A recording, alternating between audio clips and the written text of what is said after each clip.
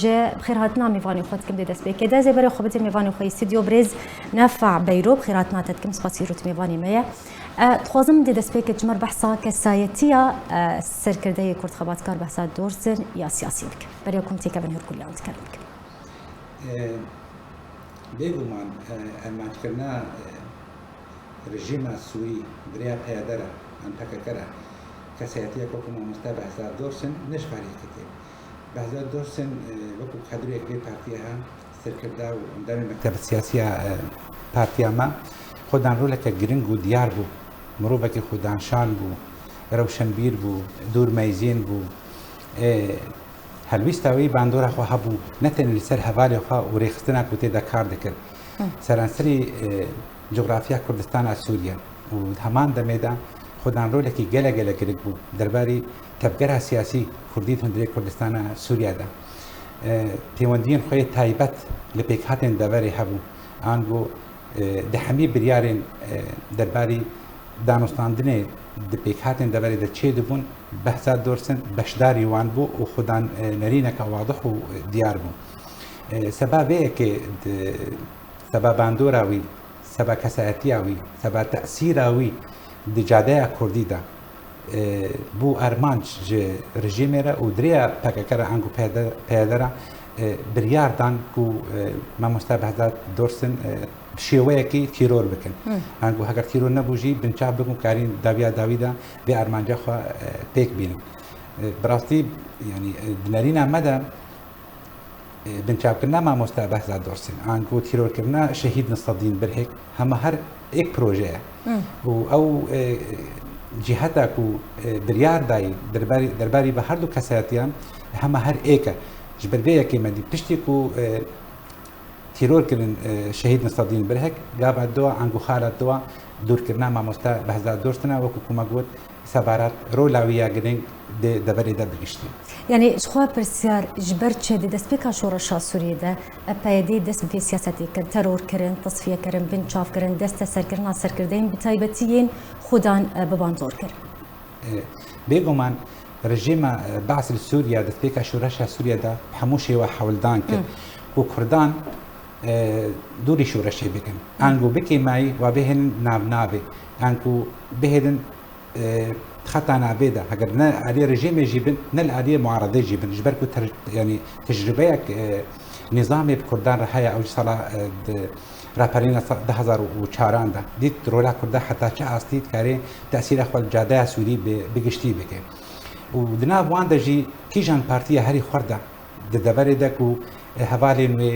لا انجري ويناكي حاجيكري ويناكي بابند ريبات ويناكي لكن بيجومان بارتي ديمقراطي كردستاني سوريا وهذا بارتي ديمقراطي كردستاني سوريا ده كيش هيا كو خدا بندوره بهتر سر اساس سركرداياتيه هنك جابني لي خوكن جوان حواله وقتی کو ابوی حولدان بنظام نشو سری انکو تبگرا سیاسی کردی بعد نظام ده نشو و بعد اپوزیسیون ده شو بریار هات داین بدیل جوان رکیه بدیل پککه هم زانن حتی چرا ده دما بری شورش سوریه دست بکی من ملانی و صراع کبو انکو دجمنایی که کشکرنا برا پککه و رژیم بعض ده بو سبارت اولی کفتنا قبینا ترکیه و سوریا ده دما شورش ده وقتی کو تبگرا سیاسی هندری کردستان سوریا ده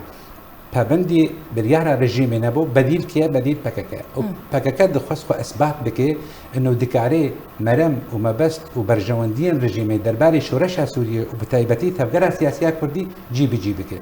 و چاوا کار به خارج رژیم بده خویانی کردن انه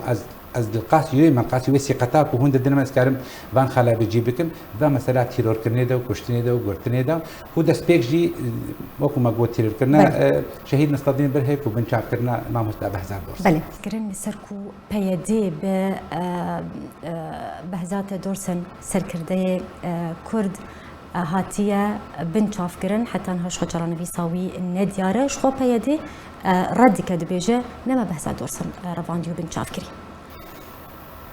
براستی یعنی کریان پیاده دستپیک شورش سوریا ده آنکو بری ویجی حتی نی روجا ایرو چی کریار کریا تبلی همیش واضحه کو بدست وان بیا یک روجی يعني لا يعني كان انه والله ابكي عليها هناك دريا ويريا فحالات طبيعيه وقت يكون مثلا مستقبل هذا الدور سنجي بيجي بينمو وكريا جبركو نرينا مدى هاجر بيجي ما مستبه ذات ما بنشاف كريا عنكم ما دست دينا السروي وربانديا اوقا كريارين بري رباندنا ما مستبه ذات درسن شتيرو كنا مثلا مشعل تمو شهيد نصدين برهك اوقا كريارين ديتي رباندنو نفيكرنو بنشاف كرنا بدها كسو شارك بانين ديتر وبكبي اسطواندا عنكوي اعترافك بكن جبر بيك نفي دكن تشتكو دهلي ام بيجن باوريك صدي صد انه او فيك ديانا كربنا درباري ما مستبه ذات دورسن خلاكي انه او دبراكو ما مستبه ذات ليه هاتي قرتن همر هر اول من كنترولا باكا بهدده كنترول كردستان سوريا ده ابايك ديتر ادوكو كس وكو شاهدك بو بالسر كريارك ديجي ما مستبه ذات دورسن بري مثلا بنشاف كرنا ويناك بحفتيك اميتكم جيفينا كده بون ازو دوها بارين دي ترجي تقل ما مستبه ذات دورسن بتي جبات بداوي هات ام راستي إليشا باكاكا هاتن طبعا ارمان جي ما مستبه ذات دورسن بو دوي دميدا برنجك يقولوا براستي بوليسي إليش كرن بس ما تكاري بشويه كي ام خبجهن المال ما مستبه ذات دورسن ما مستبه ويغابي امل باجاري ديريكي بون مالا ما جهيكو أملي ومالا ما مستبه ذات دورسن نزيكي 10 كيلومترات تقريبا دور بو قابا أم جويتشي دركتن حالك طبيعي مديت أنقول دس ياري أفسياري بكاكا إبهادا أبي دوش كان السروا ودبل كمين وكسر ملستم دبيو عن قريداي إيريش كرن سيارة ما مستبه ذات تدا دخيني يعني تيجها بمرمى وانشيا بشويه كي بلز سياره اجت وامجي سياره فتاجت البشتبوم حتى كو دريك جدا عم كشتن مالا ما مستبه ذات دورستن ومكريا ما مستبه ذات دورستن بكري مالدا تبدي اواس سياره تر حو تربوهات بشي عمليه ضربات بون ونكاري بالمرمى خا بتجيبكن شون ويرا نزيكي تقريبا حفتيكي اب بجاكنا ما مستبه ذات البيدا بليتشيبو عنكو بالتاكيد بكاكا يعني بحر دخلات تخ يعني كنو او يعني اون كوي ما مستبه ذات بيادي هاتيا بين بلي بريز نفع يعني بسياسات ترور كرنا جيانا سياسي بقشتي لروجافاي كردستاني جالي بيادي بفي بيلاني بتشرنجي خزمة ريجيم أسد كقلب بيجومان كريارين بكاكا بيادا لكردستان سوريا بهر ده صارين داوين دا أكو دستيكا ده هزار دوضان دا هجر أم بيباني بكن نبرا فان كريارا وكريارين الرجيم بعث للدرجة 6 صالة ديجي تفكير سياسي ديجي مناطق كردستان سوريا دا أم بينن كريارين بكاكا دقات وسيقات جي رجيم بهترن عنكو اوقا بروجين لغاز برستي اكو رجيم ديجي كردا كرن نجها استاكو ارمان جي نوان بكاكا بيادا دفيدا ما كردا جي بي جي كرن وكو نمونه يعني او بروجين لغاز برستي نهشتن افهج مرا مزن كردا جي خو بهلن ابي وان بروجين لغاز برستي نهشتن دبر كردستان السوري بقشتي جخورتو وكسين خواندا فالا ببي وبريخو بدن نجدربا والقاس ملط خزان ببي ابغورتنا ديموغرافياك وشيبوي الدبري افتح درياك وايو روج افاي كردستاني ملط من كردستان روج افا دبنديا هلبت عهد رجيم دجي باشتر بوج عهد كويرو وكو بيادا دستدار الوي دبري اتخوازم تاكيد يستر خالك سركه بك صلاح شيستو سيان دختك او بروجي محمد طلب هلال دركات مرمك عند خالك خالي نهيلانا كردا او دجبرتيا كردا وكسن روشنبيل ان وكسن خدان رول خدان تاثير الجادايا كردي وادور بكن بون مند ويدا ميدا كسين اولدار وكسين شيخ وملائك وطبقه هري روشنبيل بون بكي ويدا ميدا حتى اونا هشتن قدغه كرن كل دبري كردا احتكاك بمناطق كردستان او كوجي باغو هاستن يعني كوشان دبري عرب لي إلو روجي عين او سياسات باكاكات بشيل كيلو كنا بانكاسا فاسر كردين برول او خارجي بجي ديك يعني بون منا مثلا تيرو كنا شهيد نصر الدين برهك شهيد مشعل تمو بنجاب كرنا بدهيك هادروين بنجاب كرنا مثلا ما مستاء بحزات دورسن هم هر اوي خلاك ومحمد طلبي لال بروجي خدا ديجي كردا نفيساندي يرو او خلا جي بي بمخامن بله ام لسر باندورا بي سياستها لسر تفقرا سياسيه كردي ولسر ملتي كرد روجاواي كردستاني خوزم بزانبم يعني بيلانا بياديا كود سال 2011 دست بكر يعني اب 11 سال بسر درباسویه به وی سیاستی گلو پیدا چیزیانه که گهاند کردن وکو دو زونه توا و چه نامشی گهاند تفکر سیاسی رو شاقای کرد. بیکو من پیلانا پیادی آنکو افکر یارین پیاده نه او خودی بریاری. بله. پیاده وکو اداته که دستی دولتی داگیرکاری کردستانی و نمازا ایران آنکو دروجه اول دا وقتی کو او دوربين برا بكاكا وعنكو بيادا ورجيم ذهبوا بري صلاة 2011 ايكو هشت او بكن هبدو وريكتنا باندر شيكر عنكو بيادا خستا عاداتك دست رژیم سوری ده هم هر ایران بو بر بیگا به ام بیجن کدیارین کو دوبن انکو پیدا دکی درباری ملت کردستان کردستان سوریه ده هموجی بریارین قندیلن کو شیوه کی اکثر بریار راستی ایرانینا حتى راديك قلق بلند باندورا خكر لسر خلكين كردستان سوريا وكو نمونه جهرتنك ديموغرافي ممنهج تشيبو هكر نبرنجا كي اكثر جيبو بس سبا اساسي جي بريار انغو كريارين بكاكا دبي دبريدا هجمانك قلق مازن كردش دبري دركبن هكر صالين بريدا صالين شيستاو حفديدا رجيم سوري حولدان كو كردار تشيوا وبرشي بكي وبهر جي خو دركبن انكو بلكي صدو بينجي عائله هشت بين بوس سباويجي قالك ملط تهندري سوري دا غورتنك تشيكر بري خدان باشار المزن وكو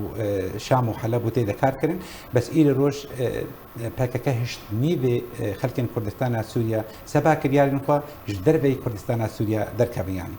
ابا مشكله قالك مزن سبارات كردا هروها كسيكو پیشروج سروان آباد بی آنگو خورد ایرو اگر احصائیه که چه که هندری کردستان سوریه ده صدی هشته ج خورتن کردا اکو خندوان کردا اکو هیوی سرو هات آباد کردن کد پیشروج ده بکر خدمت بی ولی هنوز ایرو جدر بی کردستان سوریه نه آنگو یه مایجی بيجومان دوي تبي ريزين بكاكا بيدا بن الودي أباجي مشكلة كهري ما ظن نسبتي كردا يعني باش بريز تنهات تأكيد تكسكر لسر بنشاف كرنا سر كردا بهزات دورسن لسر دستي بيديكو بريا ورا بنشاف كرن شخو هولا ترور كرنا وجهاتو يعني بشتي درباسونا هفقا الصال لسر بنشاف كرنا سر كردا بهزات دورسن شخو بدهان سر كردا وروشن بيرو چالك بانجي هاتنا بنشاف كرن حتى انها چران بيسانه دارج برچه بيدي اعترافنا كرازينا ب دام بيدانينا كو چران ويساوان اشكربك البارتي هجوجة هاتي دا مثلا كرن هكذا بيجن بيدا باسكي باكاكي دندري كردستان سوريا دا يعني هكذا البارتي هشكرت بيجي بهزارا كوادرين خوا بنشاف كرنا ودور كرنا واغتيال كرنا وبابن نبي واعتراف ناكي وشاو اعتراف بك انه باك يعني هكذا تنجي كردستان سوريا دتك ما هو كنا ما قلت هكذا تبلي حمود لا دست مدى هنك او بتيرور كرنا سواء نستطيع برهك بي انغو ما مستابه زاد بنشاف كرنا ما مستابه زاد دورسن بي ام دزن واكريا اعتراف لكن جبركم ما ناخذ هكذا بي اعتراف كرن افقا كريالي كوتشيبو بري عنو كذا كيف سوي واندا بيجومان يعني جبر فيك جبر تشارانيفيسي مصري وان ديارنا كان بيجومان وقتكو تشارانيفيسي ديار بك هلبت ما ناخو او صدمه اساسي اختيار باختيارنا ما مستنصدين انكو بنشاف كرنا ما مستبهزات هم هر اون جبر فيك بابن نابي بس تربيه اساسي رابو ابى تربيتها ببارتيا هوايه بله بيوسه چوره كرن حتى كو اف كوجرو انجام دريفات وانان ورنا سادان انكو اف كريار حمورا وسطن يعني بيجومان تهيفي تدتنين پیاده ده پابندی چی بریاری بی چری کردن پیرواری کردن متجویک بره های پابند نبی اختیار بر بیه که نرین آمده اگر هاتو پیش روزی دم دانستانی بار بکیم هنو کو پیاده کامزین خوی بریاری جمعان کیا آنکو و توجیه دیگه کیا او بریاری خوش خود دستینن اگر ام بخوازم بگه هن تشتنا برچاب آنکو ایجابی باشم دانستانی باید کساره بکن آنکو پیاده عادت که وتجاري بهبندي ريكتنا نبو مقود سي ريكتنا ما تقلوا كرنا ودمي كرده هاد بشتي واري كتنا بشتي مرة ما جهاتيا او خالي وان ريكتنا حمو بن بيكر. بله.